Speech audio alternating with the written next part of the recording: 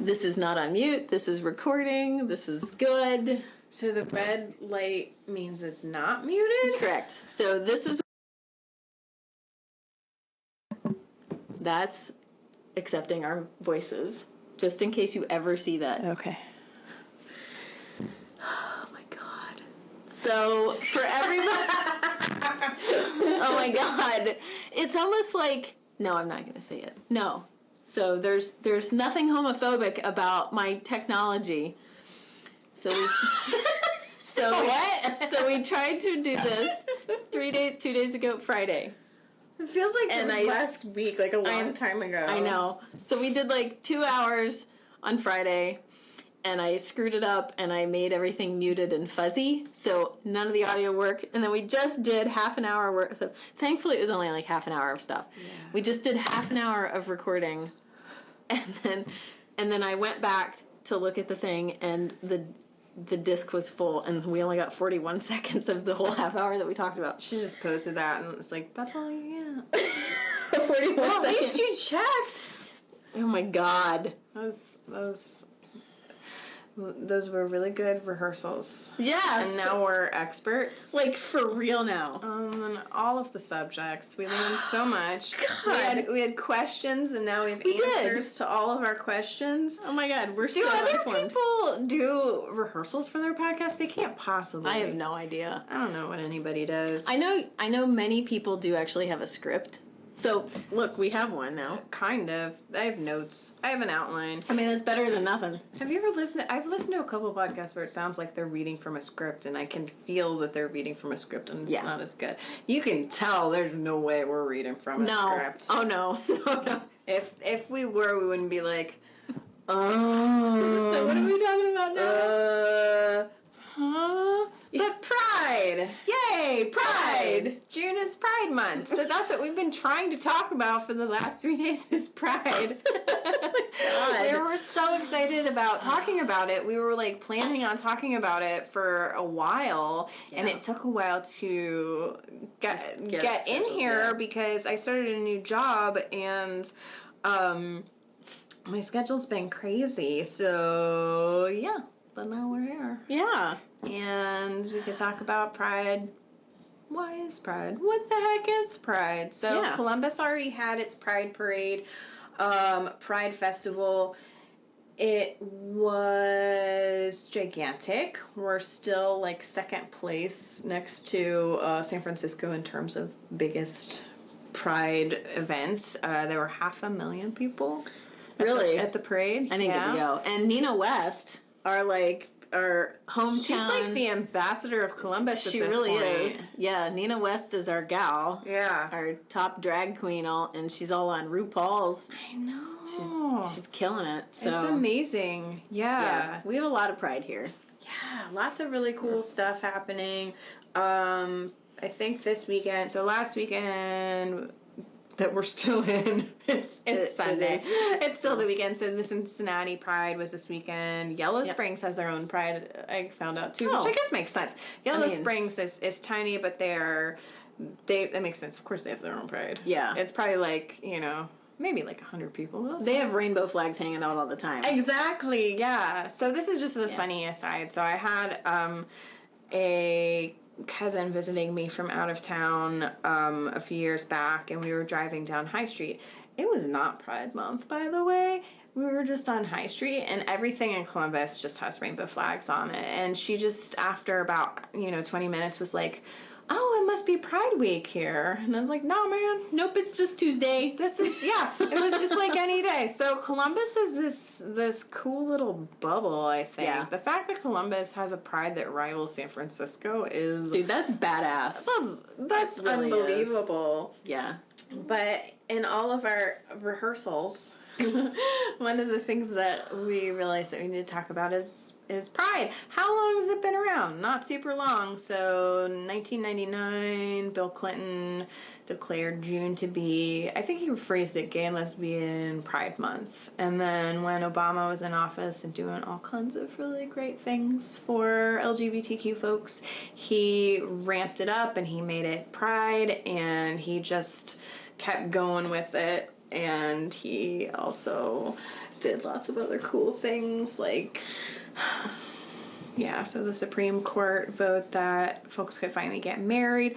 My goodness, that's just, like, within such a short period of time that all of these things have happened. So I guess that's, we've also, I think, in all of the videos that we've done so far, brought up the people that this time of year that are like, why isn't there a straight pride? Or when somebody on social media or some other platform, like a company, is like, happy pride, everybody, or they change their logo to a rainbow, you can be like, unfollow. I used to like you, but like, Fine. get on board, dude, because, like, this is what's happening now. Yeah. We're not going to be intolerant anymore, like...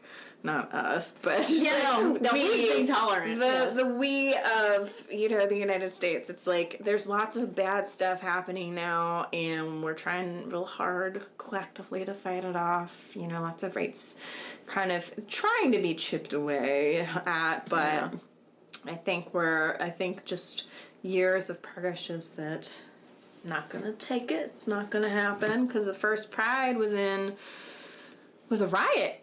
In 1969, so we talked about that a little bit too, that at the Stonewall Inn. So Stonewall was a place where mostly gay men could go and they could hang out, they could dress the way they want. So if they like to dress in drag or whatever they like to do, they could go there. But police in Manhattan liked to do lots of raids at that time.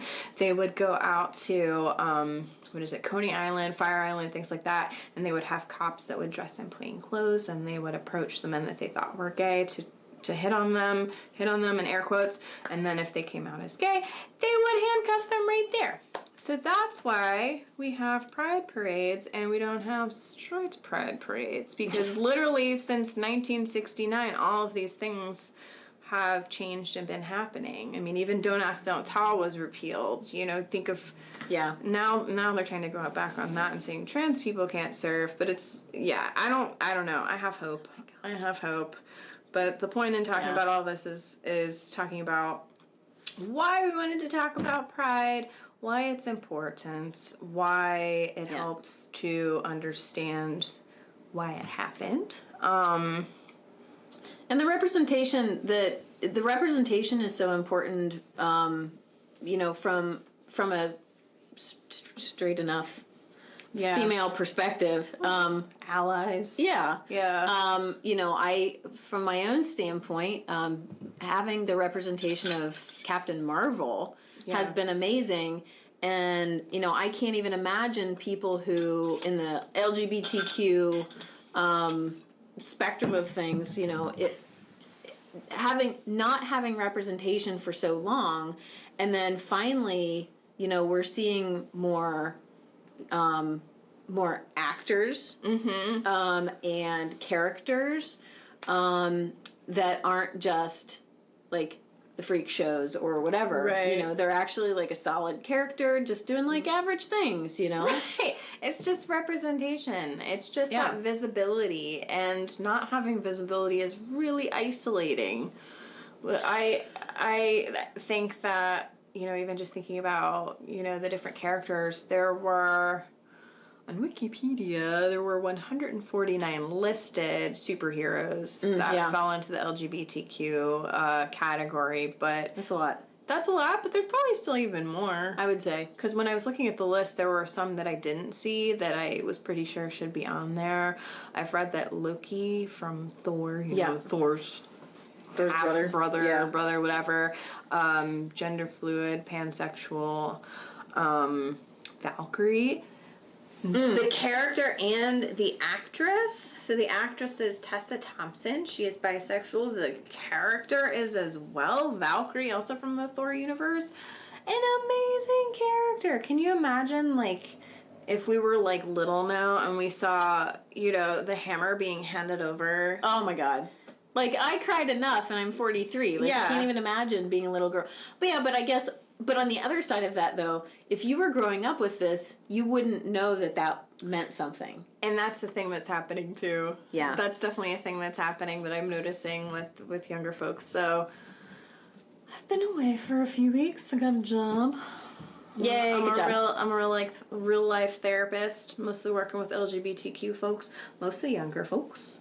So I have noticed with people that I know that because it is more normalized and there is more visibility, that maybe it's just kind of like, well, yeah, well, why wouldn't I be represented? Which is great. Yeah, I'm really happy, but sometimes that's weird for me. I'm like, but you don't want to talk about this more for like an hour about how cool it is that we have like LGBTQ folks that were just like voted into the Senate for the first time? Can I please talk about it? Yeah. And I think, it's interesting because I think that like them not seeing how momentous that is. I know.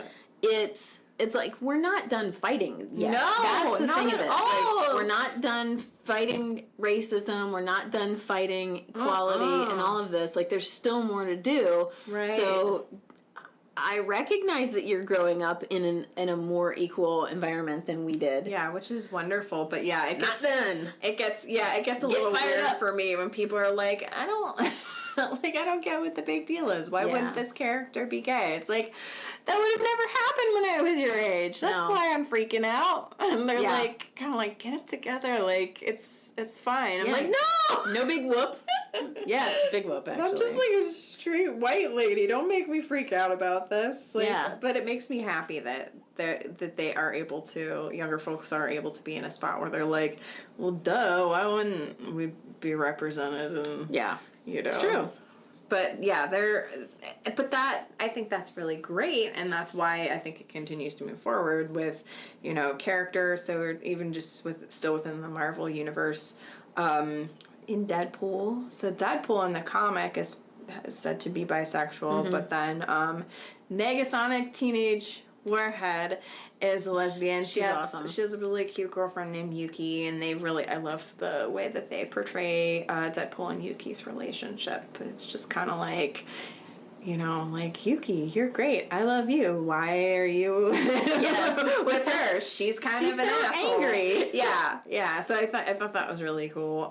But I think a lot of times you find that sort of angry, punchy people are soft and gooey on the inside. Yeah. They want hugs too. Oh my gosh. Yeah, I would probably say 100% of the time that's the case. Like 100% of the time the angry, punchy people have been hurt and they need hugs. Yeah, we were talking hard candy shell. Yeah, we were talking about hugs before. How there's a certain number of hugs that we're all supposed to get a day, and a certain number of seconds that the hugs have to beat, and it makes us live longer if we get those hugs, and how men don't hug enough. We had this whole thing. We really did. Yeah, but truly, like, men need more physical contact. Yeah. There's nothing wrong with hugging your friend. Yeah, hug your friends. And you don't have to do the bro tap. I do the bro tap. I can't help it. I do too. Like, I'm a bro tapper. I'm like, give you the side and then the tap, like, and then I'm like, done. I'm like, don't put your armpits on me any longer. That actually, I was just gonna say that. Like, that's my thing. I don't like... There's a lot of armpits because involved. I'm a sweaty person. I am too. So, like, when I'm going in for a hug, I'm like, sorry about putting my arm I know, and if you have a tank top on, it's like there's no barrier to protect the other person from the sweat. Or I'm smelly. Or they are, and, like, they don't know it. It's just, But that's the thing. Like, you're embracing the whole person, their stank and everything. Yeah. And it's more, and the human contact is more important than anything, and just that sort of shared, I don't know, acknowledgement of friendship. Yes. Is important. Yeah. And that's kind of what Pride's about, too. Yeah.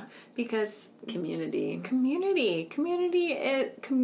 makes us live longer. Feeling like we belong to a community genuinely makes us live longer. So those blue zones. I mean, those blue zones where people are living, like, most of everybody in the blue zones live over 100 years old, and they looked into it, and it's because they have these strong communities. Like, the men hang out with the men, and they go and do man things, and the women have a really close community. They all just... That's the whole thing of it. And they have varied diets. Some smoke and drink and all this stuff. Some of them smoke a lot. Yes. Some of the Asian all countries. All comes down to community. Yeah, they show these guys that are like 105 and they're actively smoking. Like, Yes. Whiskey in hand. They're like, what's your secret? I don't know. Yeah, and they don't even realize because it's such an everyday thing to just like hang out with your friends that's just built into their culture that they don't even realize that is the thing that's keeping them alive so long. And that's why finding your community is helpful. That's why having representation is helpful. Yes. Not having representation or visibility is isolating. It is. This got cut out, but we were talking about how in the Diagnostic Statistics Manual, within, a lot of our lifetimes, homosexuality was in there as a disorder. Yep. And then just recently, being transgender was taken out.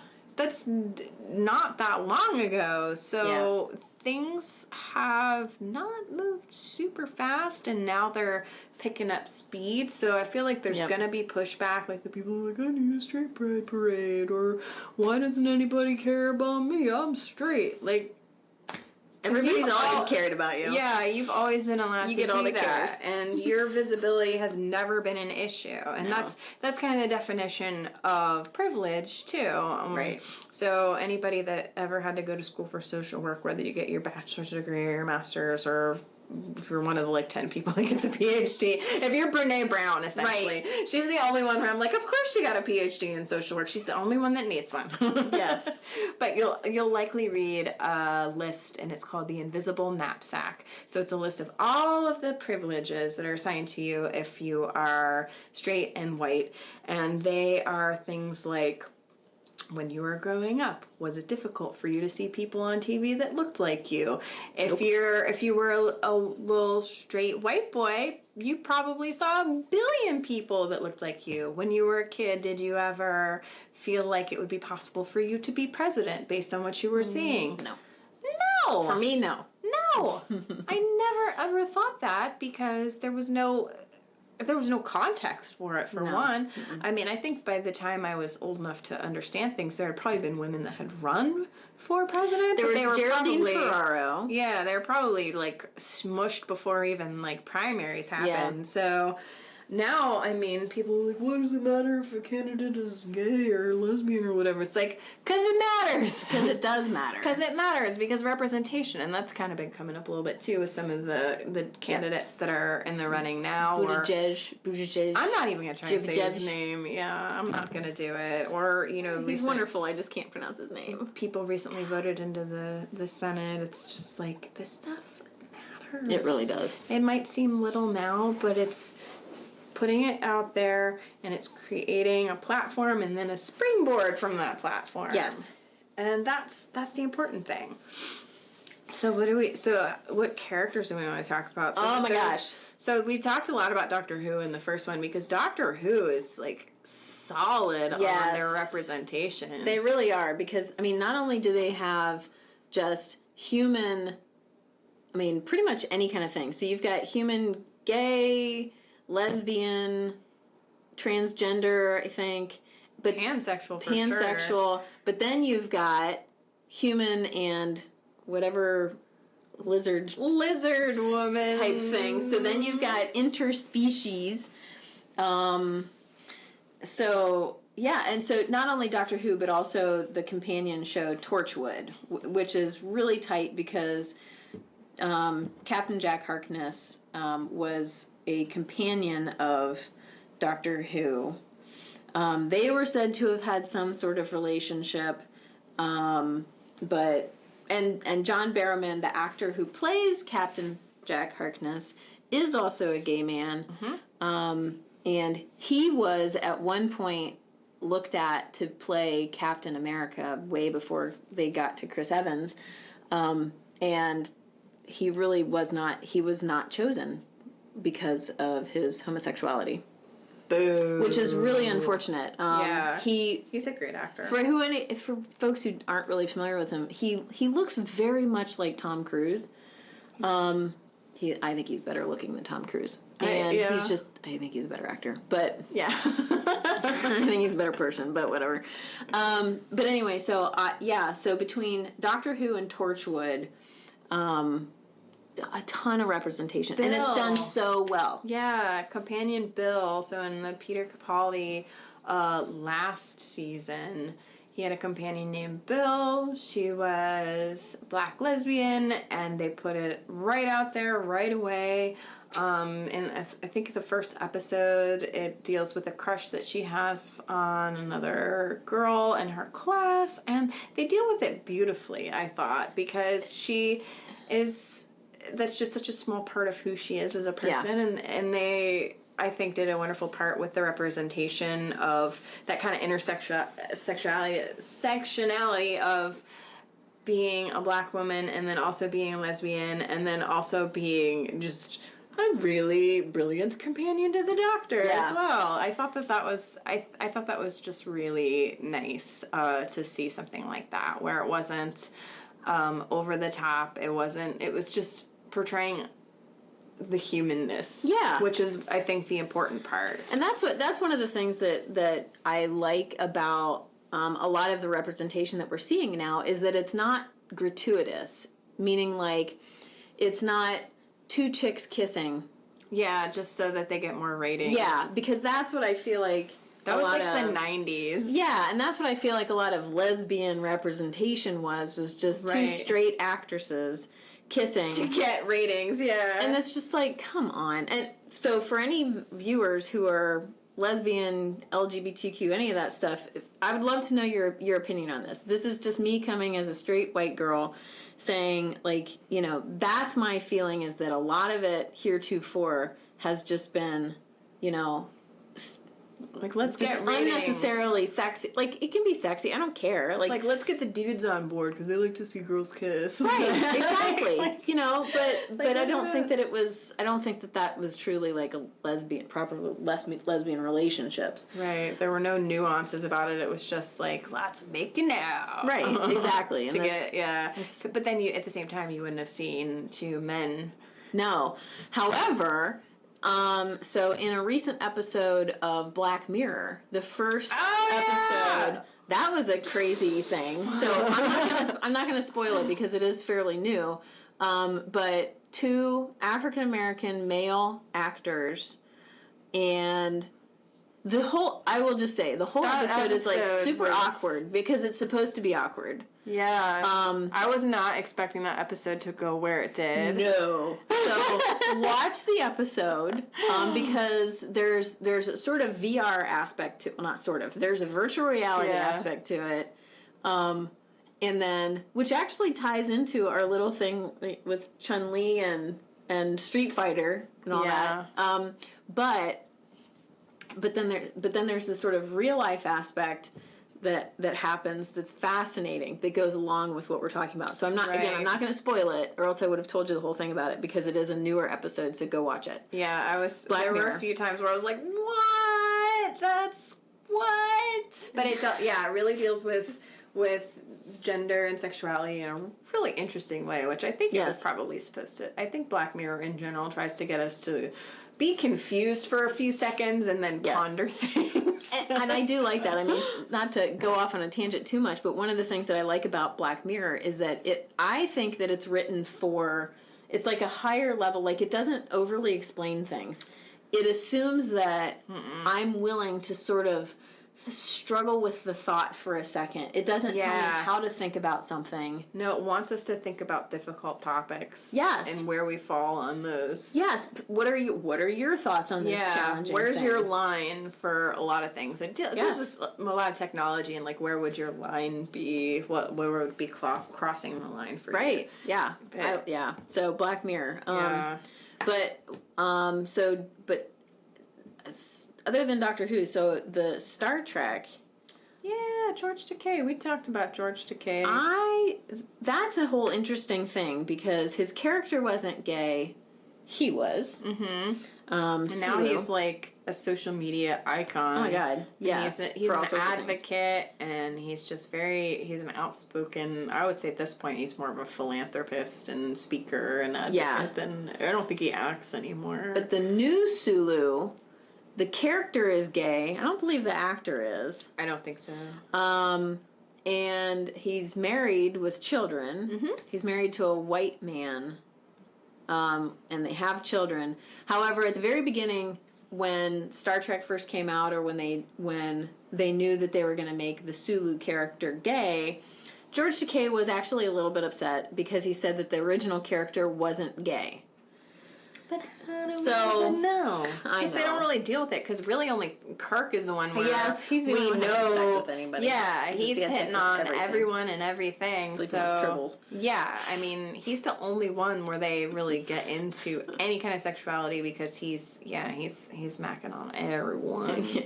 all the alien ladies. I mean, good for him. For all the human ladies. whatever. But yeah, I don't think they ever. No. I feel like I've watched enough Star Trek to say that confidently, Yes. but I don't think that there's an issue or an episode where anything even remotely close to his sexuality was discussed. So, No. So what do we know? Yeah, right, exactly. But in the new universe of Star Trek, there's not only in the characters, but we've got Zachary Quinto, Spock. the new Spock. Oh, I love Zachary Quinto. Yeah, he's adorable. adorbs. And he's a good actor in a lot of Yes. different capacities.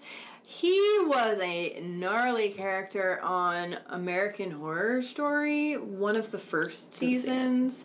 Oh my goodness. He was a super mega creepy character. So I think it was like season 2. It was the Asylum one. So if you ever... Oh, I'll need to watch that. Yeah. He like kills these women and he makes stuff out of their skin. Well, that's like Silence of the Lambs. Yeah, But worse. it's different. That's nasty. Zachary Quinto does all that? Mm-hmm. Ew. Oh, Yeah, but I don't he's so think I... handsome that you're like... Okay, you can wear my skin. No, that's not a thing. That's not what I meant. Oh. Okay. No, I was just... yeah, What else so... Ian McKellen. Yes. From Lord of the Rings. He's Yes. been out for a long time. Yeah. And can I just say how much I love the combination of him and Patrick Stewart? I want to just spend the day with them Yes. doing whatever they want to do. I mean, let's drink tea. I don't know. Patrick Stewart, he for the last few years has been fostering pit bulls, and then he posts about it on social media, and then I squeal for hours because he's precious, and then the dogs are precious, but their friendship is amazing. He's not gay. Patrick Stewart's not gay. Ian McKellen's gay. He's married to a woman, but yeah, Ian McKellen's his bestie, so we got a Lord of the Rings, Star Trek kind of... friendship. But also, I mean, but then X-Men, and that brings it all together. X-Men, oh my god. Yes. Yeah, so X-Men, there were some other LGBTQ representation within X-Men, but some of it was more speculative, so I didn't want to add any of it to it. But in that Wikipedia list of the 149 superheroes and characters, there was a ton of X-Men characters. Some of them I had never heard of, so I was like... maybe we could talk about it, but if I don't want to talk about it if I don't know who the heck it is. I agree. Yeah. Iceman was one. I'm like, oh, sure. Yeah, like I'm a nerd, but I haven't been like, I'm not one of those people that's been like reading every comic book that Marvel's put out since I was born. I feel like I'm a different kind of nerd. I don't think I've ever really been a comic book nerd. No. I've been into like graphic novels, like certain graphic novels, but I'm very particular and picky about it. So, yeah. So then, who else do we have? Well, we were talking about. Well, I tried to research transgender actors, characters. Not a lot out there yet. One of the big main ones was Asia Kate Dillon, who identifies as non-binary. Originally saw them in Orange is the New Black as a really gnarly white supremacist. Really interesting character, really mean, really just kind of not a great person, but now on a show that I haven't seen called Billions. But again, on Billions portrayed a non-binary person portraying a non-binary character, but then John Wick 3, which I'm gonna see because we talked about it and then I specifically asked and then I Googled to make sure that no dogs died. No, they don't. No, I would have told you that. That destroyed me.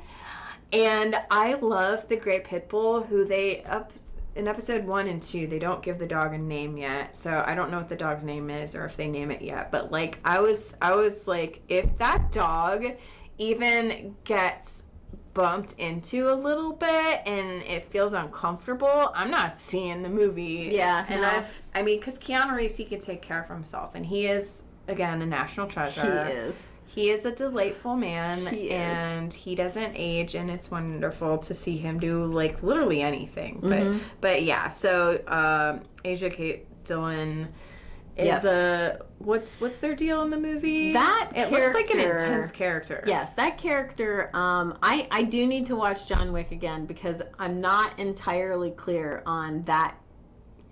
So the character is almost like. Kind of like not an enforcer, but I don't know. Russian or not Russian? Oh.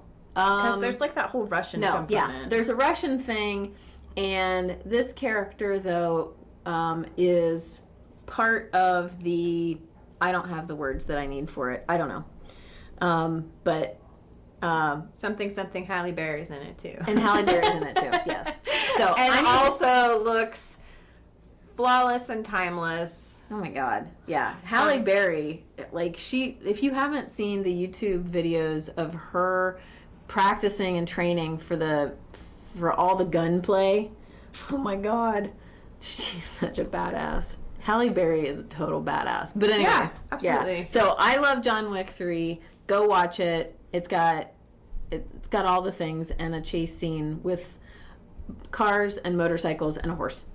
Yeah, I read about the horse. Apparently, I haven't read any spoilers, but I read that the dog actor, the gray pit bull, got spooked by the horse, and so they created some chaos on set. Because pit bulls are giant babies, and they're afraid of lots and lots of things. Like, one of mine is afraid of tape measures, just tape measures. I didn't know you were going to say that. Yeah, tape measures.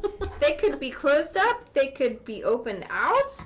Just tape measures. Oh my god. Also, that's awesome. Brooms, but not that we're going to hit her with the broom, just like brooms in general. But the other one likes brooms and thinks that they're a big brush. So the message here is pit bulls, not scary. No. Not even a little bit. No. Tape measures. That's a good one. I like that. Yeah, I don't know what the deal is. We've tried to figure that out. Cannot figure it out. We've tried to get her to understand them. Like, we'll set the tape measure down and be like, look at it. It's not going to hurt you. Look at it. Oh, what a good girl. And she's like, no. I have gotten hurt when it retracts. I will say that. I don't think she was ever using a tape opposable thumbs. Yeah, we got her when she was like 6 months old. So I don't think she was doing like any carpentry work or anything. And had like a bad experience with the tape. Right. She was on a construction site. Things got a little bit rough. But I digress. Yep. What world haven't we gone to yet? Well, I tried to look into the Star Wars world. There wasn't anything specific. Somebody had interviewed J.J. Abrams to ask about it, and he basically said, he was kind of like, duh, of course there are gay people in the Star Wars world. And he did say that he would love to show some representation in this next installment. So nothing specific, but... I mean, I feel like Star Wars there aren't that many like love relationships. You've got Leia and Han. Which is what I like about it. You've got Rose and Finn, which I completely think is just not done well at all. I mean, 2 points for an Asian woman and a black man, but that's all that you were doing, Rian Johnson. Yeah. I think so too. Yeah, and then you've got Lando and his droid. L3. Yeah, and L3 is cool. There's just not a lot. So like you can't. It's hard to know. I bet Enfys Nest. I bet. I want to. If we were to expand her character, I bet she's pansexual of some sort. That's my guess. She's amazing. They need a whole movie about her. But the other thing, too, about Star Wars, I think, is that the emphasis is always on survival. The emphasis is always on fighting and being essentially a really strong warrior. So they don't deal with that as much. And I think in the original trilogy, they were maybe more concerned with creating a love story. Because Anakin and Padme. I forget about the duh. Yeah, I think even Natalie Portman has even like tried to distance herself from that. Yeah. She, I think for a long time was very, there were articles where we were talking about she was resentful of Star Wars because she felt like it messed up her career. We should find the link to, I don't know if you saw it, there. She did a rap on Saturday Night Live about her being... Another one? Yeah, she did. She's all about rapping. She did a follow-up, and it is amazing because it's her talking about like daring us collectively to say something bad about Jar Jar because she'll mess us up. Yeah, like that was good for her. Yeah, lots of swearing, lots of bleeps, but she's a national treasure. We were trying to think of some female national treasures. She does a lot of cool stuff, a lot of philanthropy, and she's smart. She's a Harvard grad. I don't know what she went to Harvard for, but she did things. Probably. She did it while she was, in movies. I mean, that's pretty cool. Yeah, she was Jane in Thor. Yeah, I always forget about that. I always forget about. Small. Yeah, she was, and she was. It wasn't that small. I mean, she went up there. She was a scientist, and yeah, it was pretty significant, actually. Yeah, I take back what I just said. I still forget. How do I forget about Natalie Portman doing stuff? That's my bad. Yeah. But how does this all tie into yoga? That's a good question, Lauren. Thanks. How does it? Well, how doesn't it? I mean... Exactly. I mean, diversity, community, Sangha. Sangha is... Yes. That should be like the word of the day. Like the Pee-wee's Playhouse word of the day where... Every time somebody says Sangha, which... That would probably only happen in a yoga studio. Yeah, it doesn't happen much. Right. But yeah, we're working towards the same stuff in yoga because yoga was, I mean, mostly an Indian dude's thing for a really long time. We've westernized the crap out of it and kind of bastardized some of it. But honestly, I struggle with, do we bastardize it or are we making it for everybody? I don't know. Yeah. I don't know where I stand on that, but I do know that we need more diversity in yoga studios and yoga classrooms. We need to, as teachers, if you're a teacher, be inclusive in our language because back to the gender thing, not everybody identifies as male or female, and you don't know, people aren't necessarily going to come out to you about any of these things in a regular yoga class. So I think there's a lot of ways to use inclusive language that's more so perhaps this is one that I've thought of, perhaps not saying this pose is only for women or this pose is only for men or something along those lines, and maybe saying things like this pose, I don't know, maybe just that's I guess. Yeah, I'm trying to find an example because I personally, and any students out there, if you want to disagree with me, please do. But I mean, I don't know if anything that I really teach is gender specific. I might say like, let's talk about inversions and being on your period or whatever. Yeah. But I think even that's okay. I think what I mean is sometimes language from some teachers, and this has been a problem, is like singling out just women or singling out just men or saying that only women have, tight hips or this one's just for the ladies. And neither of us, you don't do that. So I think that's probably why you're like, wow. No, I mean, because truly what I've experienced is there's no age or gender or lack of gender that defines anything. I mean, I've seen 20-year-olds that have zero flexibility. I've seen 80-year-olds that are super flexible, male and female. So I really can't say that. And that's, why we're friends. Yeah. Because that is not the case across the board or in a lot of places. And I think it gets really tricky now because a lot of people are embracing the divine feminine, and I have no problem with that. But I think that there's some phrasing that can exclude some when you talk about that, because we all have, if you want to talk about the divine feminine, there's also both. The divine masculine, and we got to have both. So I think that there are a lot of things that are coming up that are for women only, and that's where I think it can get a little exclusionary, and it's just a matter of just how you phrase it. It's true. Do you identify as a woman? Then you are welcome here. And I gotta be honest, like I think it's probably obvious. I'm not the most feminine female ever at all. And so I'm actually really uncomfortable with any of the divine feminine stuff, because I don't identify as super hyper feminine at all. I don't either. Like, I don't embrace my uterus and my... Right.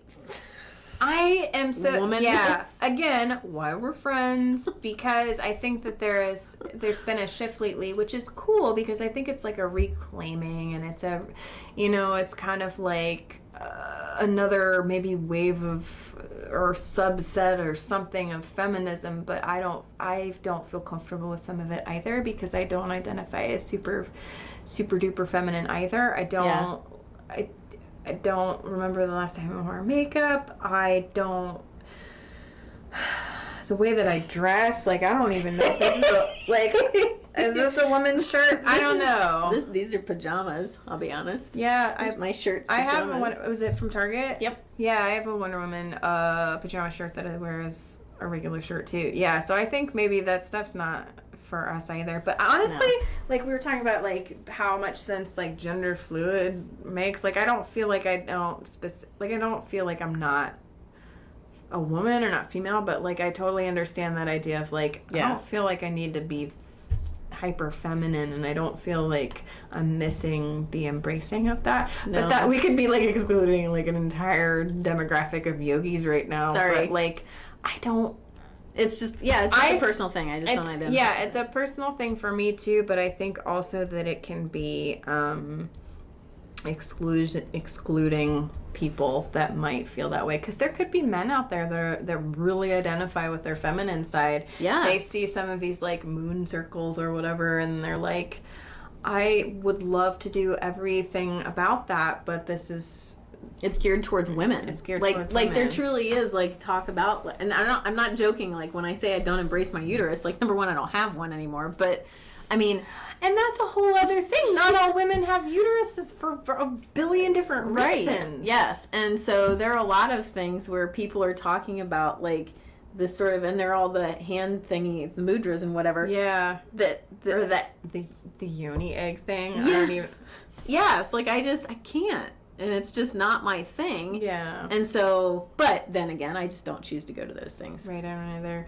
I guess I'm not trying to police other people and what they do with their yoga teaching, but what I'm saying is that some of these environments, not all of them, of course, some of these exclude people that might not fit into a neat little box. And honestly, none of us fit into a neat little box of any one thing, and if you try, you're probably going to feel some pushback somewhere, and you're probably going to feel like you're not being your true self if you try to fit into a very neat tiny box that has any one label on it. And and honestly, like, and I know this probably isn't really exactly what we're talking about in this episode, but I mean, I have, like, one of my biggest soapboxes is what society has done to our men.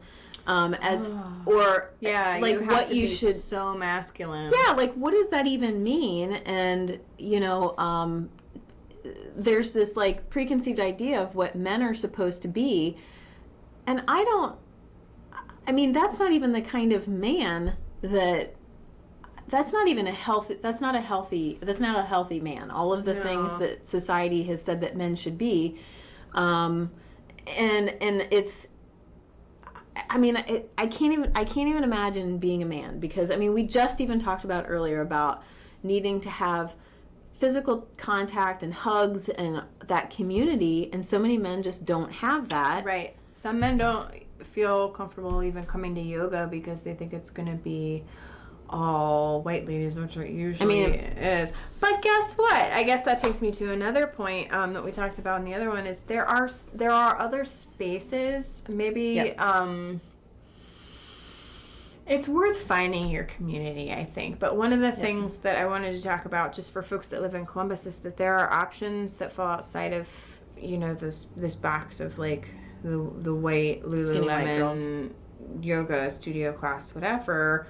I feel like everything we just said makes it pretty clear. If you come here, Yoga Happiness, you're probably not going to have to worry too much either. There are a lot more men that come here than a lot of other studios that I've been to, and that's probably part of it. It's probably just because we're not like, I don't know what we're like. We're like a lot of different things. We're amazing and terribly humble. And so humble. But there are other options too. So to bring it all together, one of the things that started 10 years ago in Columbus is called queer yoga. And my friend Zach and my friend Caleb were feeling like they wanted a regular yoga practice, and lots of other queer folks they knew, trans folks they knew wanted a yoga practice too, but they didn't feel included in the yoga community because it is so overwhelmingly heterosexual, white, middle and upper middle class, and female. So they asked me if I would teach and be a part of that, and 10 years later, I went to grad school and did a million other things, and I decided to step down. But one of the reasons that I decided to step down is because as a result, all of these other people that were coming to queer yoga got certified to teach. That's cool. So now queer yoga is taught by LGBTQ teachers, which is like, take it. It's your thing. It's yours. Like, this is your community. Like, That's I cool. don't want to like perpetuate the thing of like the straight white lady. Like, so it happens on Tuesdays. It happens on Thursdays. So on Tuesdays, okay. So go to Facebook, look up Queer Behavior, which is like the best name for a group ever. Yes. And then you'll see all the events for queer yoga. Stonewall Columbus has a few things. Not so much like LGBTQ. Rainbow Hands again. I don't know how trans friendly some of the things are. I've known in the past that it's maybe more just like gay and more lesbian. I can't speak to that, but queer yoga, absolutely. The spectrum is so all over the place, and the energy is incredible. It's so inclusive. I have like the biggest like rainbow heart in my heart for queer yoga. It's something that's needed in every single city, I think, ever. I agree. Like, because I'm sure there were some people that came there that didn't necessarily fall into that LGBTQ spectrum, but they just felt the inclusivity, and maybe they would come with a friend that did fall into that spectrum. Yep. And then we've got allies, we've got everybody all across the spectrum. You've got a gay man next to a trans man, next to a lesbian, next to, somebody that's pansexual, and everybody hangs out afterwards and has tea and snacks. That's another part of it that we started right away. It was like tea and snacks afterwards. So that's my little plug. I am not sponsored by queer yoga. I just think it's something that we need everywhere in every city, because when I started to look it up online, just LGBTQ yoga, there wasn't a whole bunch coming up. One of the things that just came to mind though is that there's a possibility. I have a cramp. Oh my God! Abort!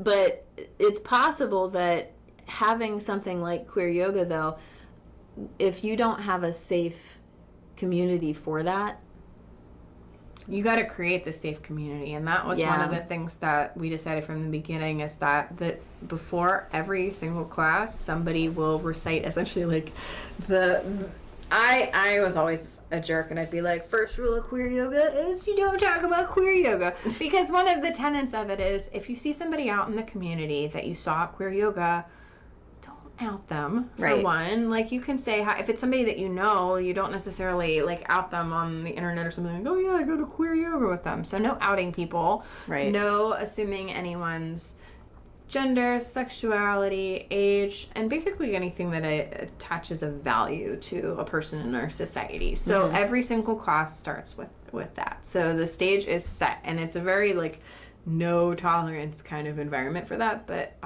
any time that I taught, there was never really an issue with anything in that way. So I would hope that there hasn't been. I mean, my God, it's been 10 years, and at some points there have been 3 classes a week. So that's great. It's needed.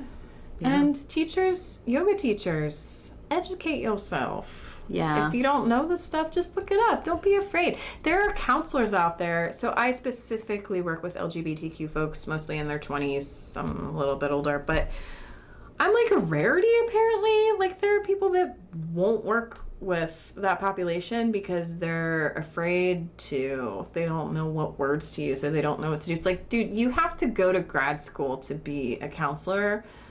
You have to get trained to be a yoga teacher, like all these different things. Why is diversity training not part of this? It just blows my mind. You need to be able to understand how to talk to anybody that might come through your door. And, and one of the best ways I find is by, if you do have a trans student that comes in, talk to them. If you've got somebody who's like transitioning or whatever, ask them. So for example, just even a little thing like my male students, I specifically ask them, and I don't mean to be crude, but like, okay, how does this pose feel for your junk? Yeah. Because I don't have that stuff, So it's like, I don't know. So let's be honest so that I learn to be a better teacher so I can teach and cue for things, Right. Like, I don't have big boobs either, so I have to ask, like, big-breasted women, like, how does this feel on you? That's been something that's been really hard for me, too, because I've had people say to me, like, oh, I can't do that pose or I can't do that twist, and I'm like... Yeah, that's right. Your boobs are huge. Oh, right. That's a factor. Yeah, so there's all kinds of things. You can't go into being a yoga teacher assuming that everybody's going to have a body like your body, yes. No matter what your body is like. It's true. Like the thing that I saw that was saying, we have all these people that are saying, oh, I don't know how to teach yoga to somebody that is in a larger body, but yet they're the same person that's like, I'm certified to teach prenatal yoga. Like, oh, so you can work around big boobs and a belly and hips, but you don't know how to talk to a person that's just larger than a size 2? Yes, you do. Yeah, so... I think that Yoga Alliance, if they're a governing body or whatever they're doing, they need to add in diversity and inclusion into the teacher trainings because it's not there. Yep. Counseling programs and anything working with the public needs to add that into. There was one optional elective in my program to work with LGBTQ folks. I didn't have time to take it, but luckily I didn't have to take it because I've done. Yeah. You've got the experience. Through friends. Asking friends questions, asking people as they would come into class, what are your preferred pronouns? Just freaking ask. It's literally not that hard. easy. And if it's you like, mess it up, just say, oops, sorry, I meant they. Yeah. It's not that hard. No. Okay. Don't be afraid. Ask questions. Have we simultaneously insulted everyone and yet included them into everything? I hope so. Let us know. Send us a message and tell us that we either suck and insulted you or we did the opposite and you feel like you're part of the community. And we're, inclusive and beautiful geniuses that have changed your life. Or if you really want to be insulted, with our humility. Oh my God, yes. We're so amazing. Oh, Lordy. Yeah. All right. I think we did it. We did it. We finally did it. And if we didn't, I'm jumping out that window. I know. Okay. All we got to say. But it's not your fault. I would have done it anyway. Oh, God. My car's right out there. Keep the rebellion alive. Do it. Okay. Bye. God. Please let this have been a recorded thing.